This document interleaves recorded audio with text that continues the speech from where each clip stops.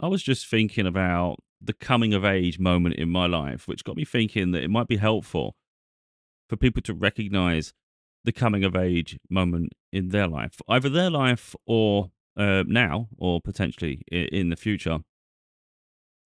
There's like usually a pivotal moment when life changes irrevocably, permanently. And maybe you didn't see it coming. Maybe you're going through life misunderstood, even misunderstanding yourself. You don't quite know what you want, what you're going to achieve, how you're going to get there, all these little things. But the catalyst could be something innocuous, or it can be something quite big. And I think for most people, it's going to be something quite fundamental, like change, big change. It might be sort of the birth of a child. It could be the death of a loved one. Could be any of those things, and of course, it could be any other thing. But it's when you start to see your value, or more like you get to see who you are at your core. And sometimes it's a reflection of other people. So you see traits in people and you recognize either you have something similar, or maybe you're just the absolute polar opposite of that. And you can see how destructive that is in them, to where that makes you see the light in you. Um, so like, I've been through a lot. I'm not going to go through every little thing because my books cover an awful lot of that. So there's been an awful lot of, hardship and turmoil. The catalyst for my biggest change in my life wasn't the birth of my daughter, although that obviously changed me. And it just lit something absolutely beautiful in my heart. It was like, was it Fiona? In Shrek. It's just like it's just weird, but it made me live. It brought something out of me, that would never fade. So that from that point on, yeah, something lit up inside of me. But the coming of age moment, the true coming of age moment, actually came from our separation. It was through the family call when my ex partner, her mother, abruptly took her away, changed our lives irrevocably, false allegations against me. There's an awful lot. And it's so much compounded upon. It was almost like I was just like, I was left for dead, pretty much. Like my life was just ripped away from me in a moment. Yeah, and people like that, they don't care about the collateral damage. Of course, you focus on your life, but there's certain ways of going about things in life. And I think you have to hold yourself accountable. And I think in the future, whether they're doing it now, whether they do it later on, they're going to have to look back at what they've done and realize that they should have done things a whole lot different than they did. You can't change the past, so there's no point trying to go back, trying to relive it, trying to come back and trying to be part of my life again in some way, because it's like I don't do overs. But yeah, I went through a lot. Of course, by extension, my daughter's been through a hell of a lot too. So we both have a different version of like the life we live, the same understanding of the pattern, the things we've been through. It's just that I've been incredibly lonely on my own. She's been lonely around a group of people. So this is where it's like it's different, but like we both understand, but it's like we're not actually in each other's shoes. So there's definitely an untapped story on her side, if you like. But from my point of view, yeah, that was the moment that changed like my life. But it was actually it's all, but it's if you can look at everything entirely negative, but in some ways it was like a blessing in disguise at the same time. So I always say that I'm not happy. If you ask me genuinely, are you happy? No, I have pockets of happiness. I'm not. I know the reason I'm not happy, and I know I'm not happy. And again, this is where this the chapters in our life matter. I know what true happiness feels like when my daughter was born, watching her grow up, being able to nurture her, helping encourage her to sort of like crawl, walk, talk, just play, have manners, watching her build friendships, watching her just grow and mature, getting to witness her at school, having days out with her, just doing random things together. But I don't get as emotional now. There's moments that I can, but I've been through so much, it sort of hardens you because you've cried enough. So like if you think about like your heaven, your fairy tale, your bliss, that's my bliss. That's my bliss. So if you ask, are you happy now? No, I'm not. I'm not happy at all. I just find ways to, in some ways, distract myself, but I find ways to, focus on what I can control, build in my own life. So I'm finding out more about me in the meantime.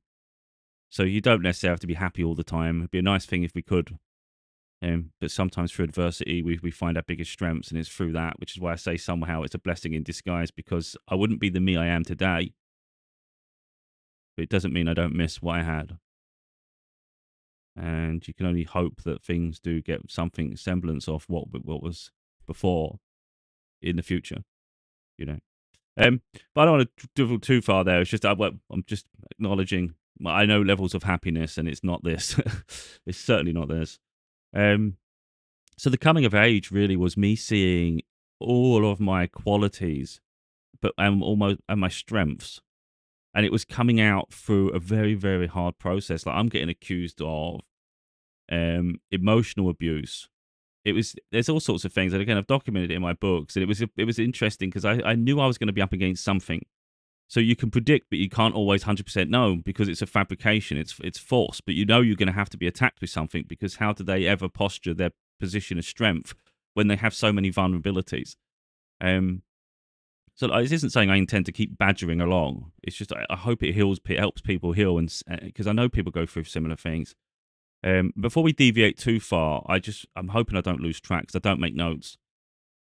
There was something recent I saw about like why are guys not in relationships now and all these things, and the reality, it just triggered in my head something, and from what I've been through, it's not that I'm looking for the perfect person. I can't waste time with the wrong people because I've already been accused of emotional abuse. I know what it's like, and I think there's too much of a risk with the wrong people that they'll put your life through hell unnecessarily. Like, you don't need that hassle, so it's easier just to avoid it all.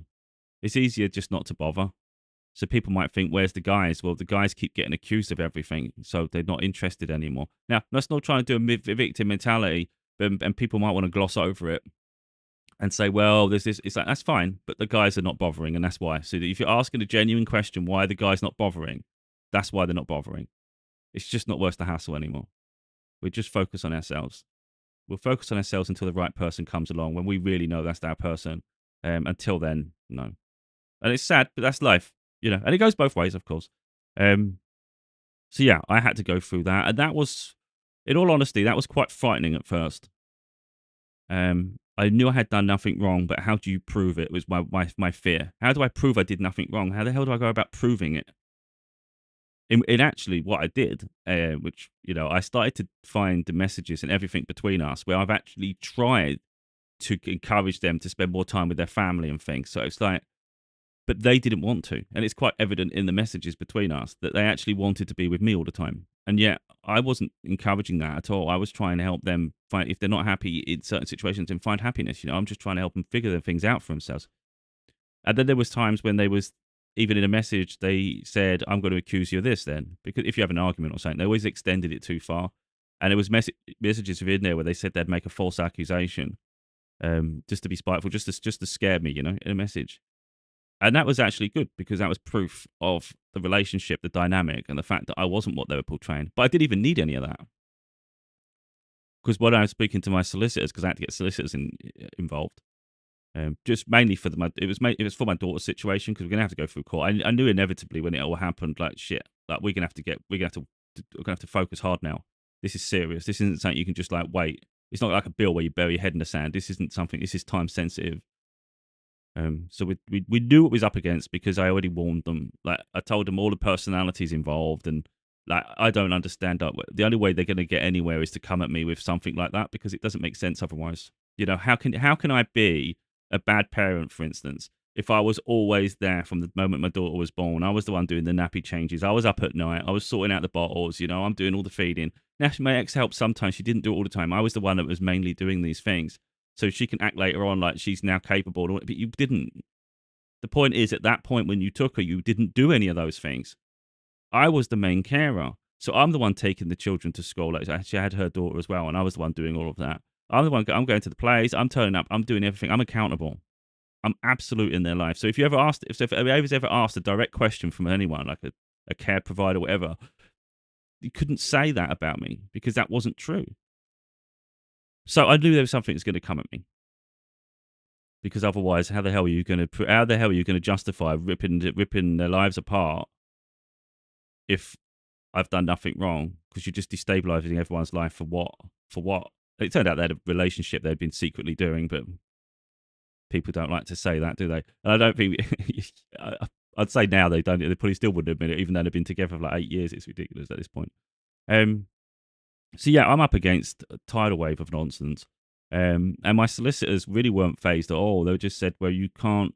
Like, because I was really worried about proving it. Now, I had evidence because I've been acquiring messages like that, and they said it's not even your job to prove it. You can't prove a double negative. That's what they said. That was the answer. You can't prove a double negative. It's to them. It's for them. They have to prove their lies. I was like, oh, okay. Well, they can't because they've done nothing. So, all right. So I already had like layers to this. If I had to counter anything, I've got evidence anyway. So I was never worried after that. Like, it was like, okay, so now what we up against? And then it was like always nonsense. It was always like stupid things to try to push me further from my daughter, make it harder. And they kept doubling down on their accusations. And of course, their solicitors would believe what they say because they're hearing it from them. But it should be noted that I think that when we finally got in touch, it took about a month or two before she finally engaged. She was trying to hide. She was literally trying to stay. She thought if she could waste time, I would run. I wouldn't bother. I wasn't going anywhere. Not when it comes to my daughter. I'd follow her to the end of the earth. It's not going to happen. So, and she knew that deep down. So I don't know why she thought make it challenging and I'll give up. I think that's our people in her ear. But yeah, they doubled down. But from my understanding, a couple of solicitors turned her down at first because it was one that was supposed to represent her. Then they sent a message saying they're no longer representing. So there was something dodgy about her, and it's someone else obviously just took it on. And then I was just constantly accused of things. It was crazy. Now, I'm not saying all this to try to hurt her, double down on accusations. I'm just trying to show the weight that was on my life. To understand this is my coming of age. The separation from my daughter, this was my moment where I have to stand up and fight for her life. That's what I'm getting goosebumps now. That's literally what it was. It was fighting for our lives, but it was really fighting for her. It's like, I felt like, though, I know it's her mother, but I felt as though she'd been kidnapped because I knew she wanted to come home. Now, bear in mind, later on, she would say that to me and she'd be in tears talking about certain things. And she'd say she's lost her childhood and things like this. And it's sad. She's learned a lot through this as well. So we're both learning, but it's so unfair life. So yeah, I've got that accusation. We got the distance. Effectively, the things they were going to accuse me of is things that they're paranoid of in themselves. Effectively. So later on, we finally got a contact established. It was the whole process for that. That wasn't easy. There's so many obstacles. It was because the through court is so many stages. It's just a waste of time. But we come close to getting her home a couple of times, like really close. And it was so unfortunate. Like, so annoying. But I just see life works out how it's supposed to. There's obviously lessons in it that's going to take us through life. But yeah. So I was even made to swear an oath that I would return her after our contacts. Otherwise, you would face like fines, imprisonment, all sorts of things. I take that shit serious. I'm not an idiot. Everyone sees me on my journey. I'm not a fool. I might get combative and I might get argumentative and things, but I know where to draw a line, especially when it comes to my daughter. So why would I risk something in the short term when it could have such long-term consequences? I'm always thinking a long-term. I'm not a short-term thinker. I'm always a long-term strategist, if you like. So yeah, I do just behave like how you should. Just hold yourself accountable and have control. Because it's an emotional situation, and anyone can make you look unhinged and a crazy person because you're going to do things out of character sometimes. You're going to have arguments. You can do this. You can do that. It's like, yeah, but it's something. This is too personal. This is something. Unless you're in it, you'd never understand the depths of it. At the end of the day, you're thinking, why does someone have control over my child? Like, well, how can a judge make a decision or something? And you've got to abide by that. That's not his child. That's nothing to do with him. The government should have nothing to do with this. This is, and that eats at you. That does, because you've got no power in your own life. You try out, it's nothing to do with them. So there is that side that's frustrated, of course. But anyway, I was given instruction not to talk to her about certain things, blah, blah, blah. So we spend time together. She tries to open conversation, my daughter does, and I'm like, I can't talk about that. And even she said to me, because of the law, I'm like, yeah. So I'm doing everything because I know this is too serious. And then she'd go back, and later on, my ex then would accuse me of talking to her about this, talking to her about that. And it's like, I didn't talk to her about any of that. Like, first of all, how can you possibly have proof? And second of all, I didn't do it anyway. So, like, none of it makes sense. But of course, if someone makes an accusation, it slows things down. So going through court, it kept stopping, starting, like in suspended of contact. Then I would counter it. And then it'd be like we had a couple of contested moments where I was told, do you want to contest this? Which meant we'd all take the stand. We'd all talk in front of the judge and be questioned about various situations. And I said, yes. I don't like when it comes to her, like, I don't care. I don't care. I'll speak the truth. I've got nothing to hide. There's obviously easier processes, but if this is what I've got to do to establish contact, we'll do it. So then a month later, we get the hearing comes, and every time these sort of moments happen, she would back down. All of a sudden, you can spend time together. She's decided to relax her stance. It's always these little things that she never gets held accountable. But anyway, so when I said about coming of age, it's the fact that I'm stepping up every time. I'm always fighting for my daughter. Every inch, someone might say, you can have 3 hours and 5 hours. We're talking about 5 hours of contact here. And I'd even say and it's a battle, believe me, to get that far with my ex. She didn't want anything. So it was like, it was margins. And there was one time where my solicitor said, I know the judge. He's not going to give you another hour. He may split it in the middle, but he's never going to give it an hour. I said, well, if he splits it in the middle, I still get half an hour. She goes, okay. And we got the half an hour. And it's little things like that. I would not give in. Every inch I'm fighting for because I know what it means to our daughter. So yeah, I'm holding myself accountable. I'm doing everything to the best of my ability. But what that's showing me when I watch all this spite, this greed, this control, this power trip that everybody else is on, they're literally just trying to keep power rather than just be fair. Like, I kept trying to be reasonable the whole way through. I kept trying to be amicable, and I was just getting hit by accusation. There was one time, because I always had to have someone with me because that's what they wanted. They were making it all drama all the time. Then we had to travel to our hometown, and someone was supposed to collect my daughter, like drop my daughter to me, for a friend of hers, so we don't come near each other. Magically, I get a phone call. Now, this is far away from the courts. I get a phone call. Can we talk? I'm like, sure, we can talk. Yeah. So we met at the train station. She literally met me instead of like the other person handing. My daughter was there. She started talking about the court things, and my daughter's standing right next to her. Bear in mind, I've been told not to talk about any of this. Like, how much are you saying in front of her? You're doing it in front of her, in front of me. This is outrageous. So I said, could you move her back, like she can hear? And then she told her to go backwards. But I thought, you just, mine ain't in it like mine's in it. They don't. It's too reckless. They're too short term. I'm too long term. So they said, "How can we come to an agreement outside, like without the solicitors in the court?" I said, "Of course we can."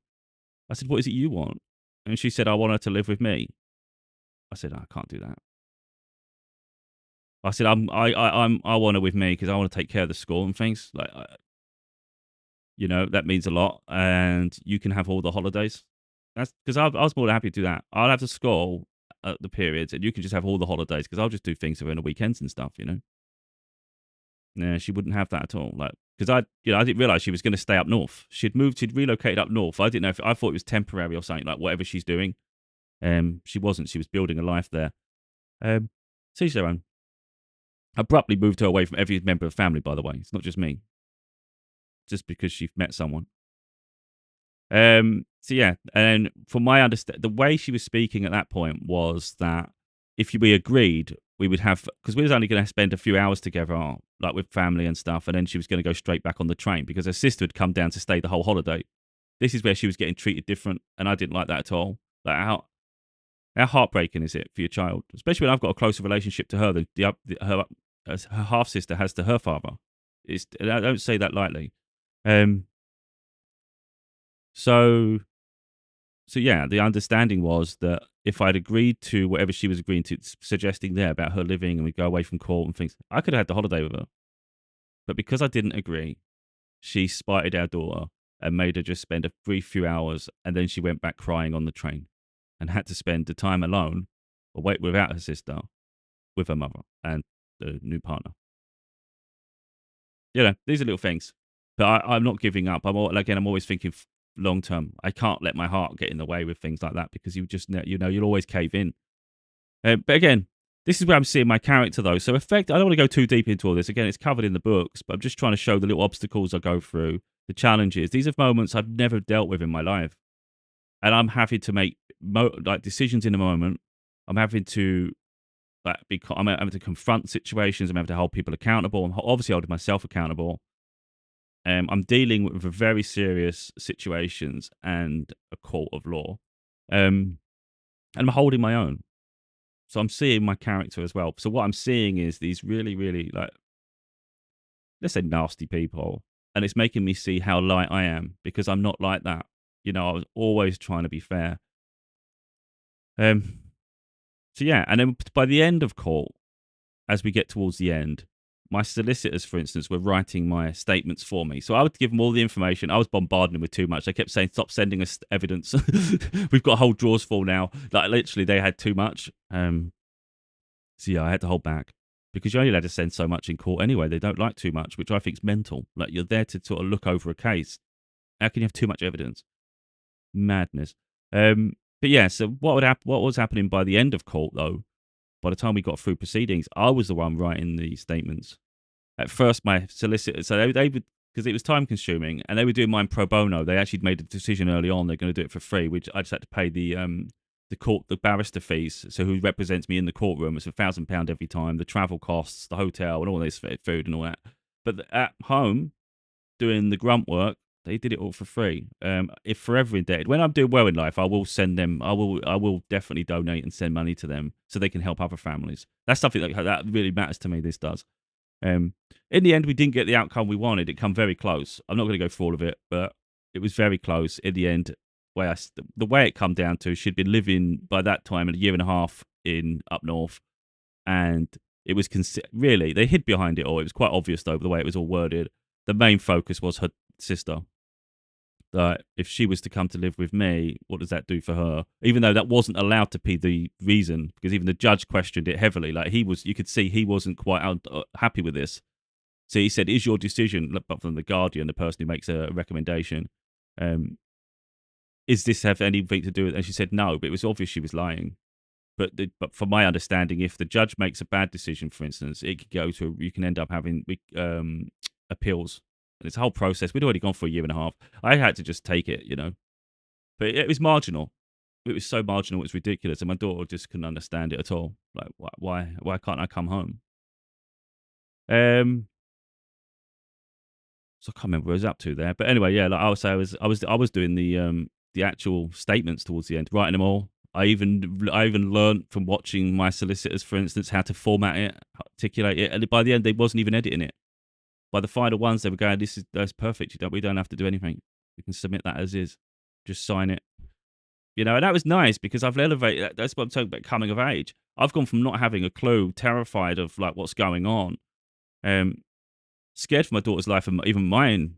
Like where does this leave us?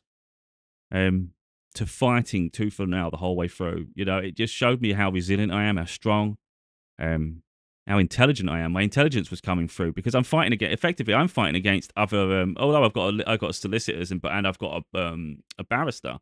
They've also got barristers and they've got solicitors, and I'm seeing through all of it. Like even the paperwork when we get in the statements, I'm like, no, that's a lie, that's a lie, that's a lie. I contest this, contest that. And even in the courtroom, I'm trying to get the attention of my barrister. I'm like trying to get trying to get her attention. She turned around, and I go, "They're lying about it," and and then she'll call something up. So I'm seeing that I can handle my own in these. So maybe a year and a half later, I think 2 years, they weren't abiding by the court order. We were going to have to go back to court. I couldn't afford fees. They can't do it pro bono twice. So I was going to have to represent myself, and I tried, but in the end, the way it was going, the annoying thing is, it was all women, so they didn't. I wasn't getting the fair. It wasn't being treated fairly, at all. The judge. So at that point, I'd done my first book, and the judge, because it was about what happened, the judge wasn't happy. So I was arguing with her. It was a telephone one because of COVID, and we was arguing slightly. Like I knew not to push it, but I was still speaking up. So for instance, she said, "I don't believe that you should have done that book," and I said, "Well, my solicitor suggested I tell my story, so I told my story." And then she was like, "Well, I don't agree with it." I said, "Well, that's your opinion," but again, I had legal advice. I didn't push it past that, but I thought I'm not backing down. And you haven't even read it. And this is what I was up against. I was up against people accusing me of things without knowing the facts. I even had like Kafkas, who I think are absolute crap. Um, they were just constantly bothered about my term of calling my house home, because my daughter sees it as home. So that's all it was. But she said, that's not, by you doing that, it's not fair on the mother. And I'm like, well, I don't care about the mother. Like, it's her problem. It's like, I said, she's had long enough to build a relationship with her daughter. If her daughter still chooses to come with me, how's that my problem? Like, how have I done anything wrong? I don't even spend time with her enough, and I don't talk to her enough. She's with her every day. So if anyone can manipulate her, it'd be her, wouldn't it? So how's it my problem if she says she wants to live with me and it's after all this time? When she said it through court, said it after court. She's even saying it just before court. She's saying it today. But she's 16 next year. So soon life is going to start changing, and maybe we still do get to be happy again. That'd be nice. It's been hell. But we found our way through this, you know. So when I say coming of age, it's like I've been through all this, and then it's elevated me. Because I've seen, this is the attitude I have. This is why I don't care about anything anymore. Like in terms of like challenges, if I can overcome that, there's nothing anyone could put in front of me now that could be worse than what I've been through. You couldn't. You might be able to come up with one thing, but not all of it. So someone can make a false accusation against me. I've already had false accusations. I've also had a load of other shit on top at the same time. That's a walk in the park. Do you know what I mean? Someone could, anything and everything. I've dealt with poverty. I deal with hardships. I deal with it all myself. I have to take action. So I was left with an awful lot of debts when she left, like for instance, left me with every problem in the sun. In the end, I had to get a form of bankruptcy. It lasted 6 years. It only ended this January. But that's an action I had to take in my life, you know, held myself accountable, own the situation, get it dealt with. And that's what I'm like now. Like, I'm just assertive. Anything in my life, I can overcome myself. There's nothing I can't get over. So I am resilient. I'm strong. I've got a strong character because I've been through the worst of what you could potentially go through, you know? So yeah, nothing phases me anymore. I get fed up just like everybody else. I have down days. But I pick myself up because I recognize you're not going to find happiness in sadness. You can find an awful lot of growth, but you're not going to be happy when you're sad, are you? Should stop being sad. Get on with what you can. So like I say, there's no point me sitting there reminiscing the past. It's not good. You can't relive it. You can't bring it back. Can't bring it forward. So we've had great moments together since, me and my daughter. We just don't expect, it's just not long enough. It's always in little pockets, and then it's like upsetting when she leaves. And it's been like that since. So you just find ways to get through, you know. But each year has been really, really like pivotal. Like I've done a book every year since then. So Family Court finished 2018. So it's 2017, 2018. Then 2019, I released A Father's Daughter, which is talking about all of that and showcasing. Then after that, it was a book a year. 2019, 2018. No, 2019, 2020, 21, 22, 23, 24. Now we're at this year, and I've got another one yet to work on. And that's just one side of it, of course, isn't it? But there's no way, unless I went through Family Call, the path I'm on now, where I'm doing my books and I'm telling my story and I'm speaking up, and I wouldn't have uncovered that if that hadn't been the catalyst. I don't believe I would have done. It was the catalyst that really, really inspired me to write my first book. Like I felt so much it had to come out. And even as a child, I thought I want to one day write a book. So who would have thought that would be the reason? But this is what I'm saying about coming of age. That was the defining moment of my life. And since then, it's made me invest in myself, because it was little moments, you know. I'm looking at my daughter and I'm thinking, I don't want her to carry the weight of her father on her back, sort of like where she gets on in life. There's me miserable. There's me unhappy, isolated. Does she feel she can't get on with her life because she has to worry about me? I wouldn't want that for her. So there would become a moment where I just looked on and thought, she's going to go to college. She's going to get in relationships. She's going to want to travel. She's going to want to have a life. And it's like when they're a child, yeah, they need me. So you're making yourself available. You're doing all this. You're putting your life on hold. But the problem is, there's going to be a point where your life's on hold for so long, you've stopped living, and their life starts to open up. So I just had the epiphany that I need to invest in myself. I need to start having a life of my own aside from her, because that's going to be what she has too. And I think that's healthy for both of us. And that's what I started doing. So I started focusing on my other sides of career. I got better at articulating my story, my speaking, putting myself on camera, started investing in a better setup. So all these little things have come to be. And I realized I'm quite good at what I do. And again, that's just an elevation of the other stages. And who knows where the future comes. I also relocated 100 miles, completely different area. away from family, away from anyone I know. So that's another challenge overcome. I'm not scared to relocate. I'm not scared to change my life. It's just, at the end of the day, our life is who we are, us. So it doesn't really matter where you place yourself. You're still you. So there's nothing to really worry about. It's just a place is a place. It does feel like home, but you can make home anywhere because you've always got yourself. So it's wherever you are, isn't it? So it's like, don't lose your identity just because you go somewhere or sort of like clam up and go within. It's like, we are who we are. Whether I'm here, whether I'm there, I'm me. Um, so like I say, you see enough, I think, toxicity in people, and you might mirror it. So you might have those traits too. And I have I have negative traits myself, and I recognize that. Some I actually I find endearing. They're part of that make me happy. They're my strengths. So like for instance, I'm quite argumentative. I speak up on topics. I'm very stubborn.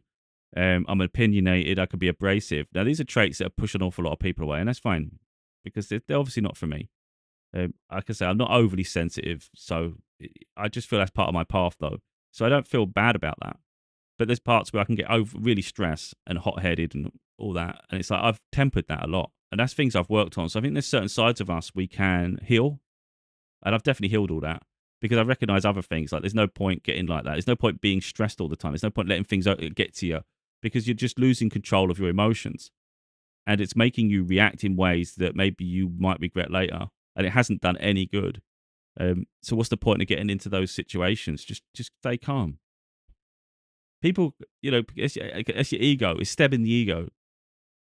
Someone might say something and you might feel offended. And you might feel, I've got to do that for my pride. But it's like, why have you got to have pride though? What does it matter what someone says? What does it matter what someone thinks of you? Genuinely, what does it actually matter? You're not going to change their narrative. You can get in a massive argument. You can get into a physical altercation. They're still going to think whatever they think after, aren't they? And some people are just plain ignorant anyway. So what does it matter to my character what they think of me as long as I know what I think of me? So I don't really care the opinion of other people when it comes to me because I know who I am. I know what I've been through. I know my story. I know my character. I know why I do this. I don't need people to understand totally. So like, I'll tell the story and I hope it helps people. But it's like, if someone wants to come at me in a negative way, it's like, whatever, you weren't there. And even if you were there, you're probably lying because you lied. If it's anyone to do with the others, what I've been through, they lied the whole way through court anyway. Apparently they weren't in a relationship, even though like 6 months into it, I think it was, my daughter told me that she mentioned the name. She let it slip, even though you could tell she did it in a way that she wasn't supposed to tell me, but she pretended like, oh, sorry. And it's like, she did it on purpose because she wanted me to know what was going on. And then she said they're engaged. This is someone that wasn't even a boyfriend, apparently, and they're engaged. Make that make sense. And again, still a friend. And then the day after family court finished, like when all proceedings had finished, even at the last day, they still said that was a friend. That person moved into their home. So who was telling the truth? It's like, come on, they can't tell the truth if they tried. It's like they just lie. Compulsive liars, they'll do it all the time. And they don't remember anything either, so they get caught up in their loop of nonsense. Whereas I'm like a memory box. I know that moment, I know the date of that, I know this. So you can't lie because I'll pull on the truth. So that's just sense of character. We have to look at ourselves in the mirror, be proud of who you are. I'm incredibly proud of who I am.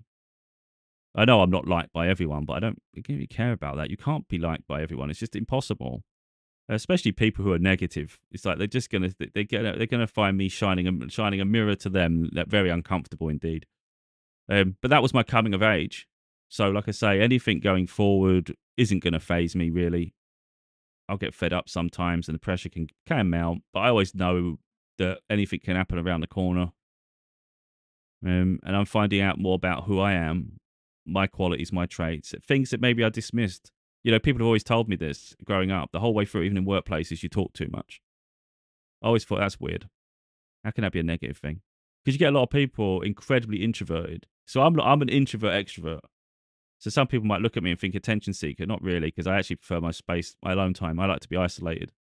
I like to just have a couple of people I truly trust and feel comfortable with. That's it, because then it doesn't drain my energy. Around the wrong people, it's too draining. So I don't actually seek attention at all. I just try to help people, and then I recluse back. So I'm not trying to be at the front screaming and shouting, drawing attention to myself. I don't need to do all that. That doesn't interest me at all. Um, so yeah, we are finding out. We do find out things about ourselves, and like I say, there's certain traits in all of us that people won't like, and then some people will absolutely love you for it. But yeah, that's the breakthrough really, and it's leading me along this path because now I don't look back. I'm not interested in being an old version of myself. I'm not interested in allowing people to slow me down, people to hinder me, people to um, abuse me, people take advantage of me. That's never going to happen. Like for instance, if I was wealthy, I would help people where I can, who I feel are justified. Like you can't help everybody; it's impossible. People have to help themselves. So, like me giving the tools, me talking on things, it allow people to reflect upon their life, hopefully find the strength in themselves, find their values. So I say that a lot. People might have not realized how special they are, but if you've got a kind heart, you have compassion. All these little things, you're loyal, you have integrity, authentic. These are traits that are actually incredibly rare, but because you walk around with it all the time, you take it for granted. It's only when you look at other people you realize how unaligned they are. Some people are just absolutely abusive. They're toxic. They're narcissistic. Everything's all about them. They just don't. They won't support anyone. Um, and it's everyone else's fault. And it's like when you witness that in people, it makes you realize how beautiful you are. So I know how beautiful I am. Whether other people see it, it's irrelevant because I know who I am. I don't say that for effect. It's like that's who I am. That's why I'm so resilient. Because you can't tell me, you couldn't say to me, "Oh, you're an asshole. You're this and that. You did this." You don't know what I did. You weren't there. And again, if you was there, you're lying because I didn't. Because I know my character and I know I was there. So yeah, people can say that, or maybe you're too outspoken. Well, it's like maybe you have the confidence to look at yourself and realize the things I'm saying are not there to hurt you. And if you don't have the strength of character to handle that, then you maybe look at yourself rather than blame me for exposing it. But anyway, that's each to their own. I can understand not liking that. Who would? Um, but yeah, anyone that comes at me in my personal life, for instance, my daughter is the truth. My daughter is the truth. So she's not of an age yet where she talks openly. She may not want to talk publicly in the future because that's her right. But she is the truth. So anyone um, that says anything really, I mean, it's just it makes me laugh because when we're talking in private, she's so proud of me, it's ridiculous. Um, and we have a great relationship. So yeah, outside noise means nothing, and I'm just elevating. So like I say, there's more books to come. Constantly doing the videos, which extensions audio books. Who would have thought I'd do that? And who knows what's coming next? But like I said when I was talking about the wealth thing, there, I'll help people where I can, like where I feel people deserve it. But anyone that's not supported me on my journey, I'll never forget that. There's no point people trying to support you when they can see a breakthrough's pending, like they can see it's about to happen. All of a sudden, they start coming out the woodwork. That's what I anticipate that. All of a sudden, oh yeah, no, I always believed it. No, you didn't. I've had loads of times, right, like even now, where I'm struggling like crazy, and I acknowledge it's my own doing, but the decisions I make. But it's times when you could have done with support, and they weren't there, and they could have done. So that's fine. You live your life, I live mine. But don't come running to me after. It's not for me to solve your problem. So even if I had £1,000,000, it's not about the money to me. It's irrelevant. And someone in my family, for instance, who hasn't supported me at all, even gossiped about me, was to say, even if it was something as simple as £5, they wouldn't ask for £5. If someone's got a lot of money, they're going to ask for a lot more, aren't they? Even if it's £5, I'd say no. When did you ever give me £5? When did you ever check on me? When did you ever ask me, how I'm doing? I'm the one that lives alone. All the other family members have people around them. I live alone. I'm the one that's been through this. And because I'm strong and I can cope with things, people don't check in. And people expect me to be, always doing better than I feel I should.